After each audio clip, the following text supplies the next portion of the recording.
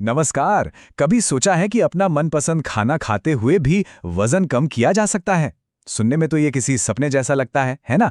लेकिन आज हम इसी सपने के पीछे छिपे विज्ञान को समझने वाले हैं। ये एक ऐसा सवाल है जो हम सबको परेशान करता है। अक्सर यही सुनने को मिलता है कि भाई चावल छोड़ दो, रोटी कम कर दो। पर क्या हो अगर मैं कहूं कि असली विलन ये चीजें हैं ही नहीं।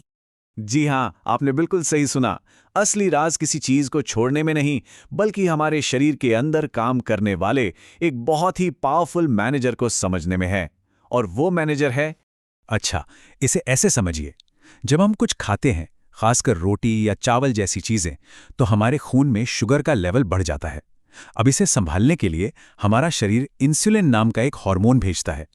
इंसुलिन समझिए एक मैनेजर की तरह है। वो शरीर को कहता है कि चलो इस शुगर को एनर्जी के लिए इस्तेमाल करो, और हाँ, जो एक्स्ट्रा बच जाए उसे फैट बना के जमा कर लो। तो असली गेम चेंजर यही है। जब शरीर में इंसुलिन का लेवल हाई होता है तो बॉडी फैट स्टोरेज मोड में होती है, और जब इंसुलिन का लेवल कम होता है तब जाकर बॉडी एक फैट बर्निंग मशीन बन जाती है। मतलब वजन घटाने का असली राज कैलोरी गिनना नहीं, बल्कि इंसुलिन को कंट्रोल करना है। तो अब बड़ा सवाल ये है कि इस पावरफुल हार्मोन को कंट्रोल कैसे करें। घबराने की कोई बात नहीं, इसका जवाब बहुत ही सिंपल है। आज हम बात करेंगे 5 ऐसे जबरदस्त तरीकों की जो इसमें हमारी मदद करेंगे। तो ये रहे वो 5 बहुत ही आसान टिप्स जिन्हें कोई भी अपनी जिंदगी में शामिल कर सकता है। चलिए अब एक एक करके इन्हें समझते हैं। हमारी पहली टिप तो सीधे किचन से जुड़ी हुई है। मान लीजिए रात में चावल बनाए और कुछ बच गए। जब उन्हीं ठंडे चावलों को अगले दिन गर्म करके खाया जाता है तो जादू होता है। वो रेजिस्टेंट स्टार्च बन जाते हैं। ये धीरे धीरे पचता है, जिससे ब्लड शुगर अचानक से नहीं बढ़ता और इंसुलिन भी एकदम शांत रहता है। ये जानना बहुत मजेदार है कि हम क्या खाते हैं, इसके अलावा कब खाते हैं, ये भी बहुत मायने रखता है। हमारी दूसरी टिप इसी पर है। देखिए, शाम और रात के समय हमारा शरीर इंसुलिन को लेकर थोड़ा सुस्त हो जाता है।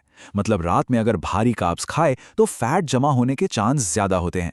तो अगली बार रात के खाने में सूप, दाल या सब्जियों जैसे हल्के ऑप्शन चुनना एक स्मार्ट मूव होगा। ये टिप इतनी आसान है कि कोई भी इसे कर सकता है। बस खाने के बाद 10 से 15 मिनट की एक छोटी सी वॉक।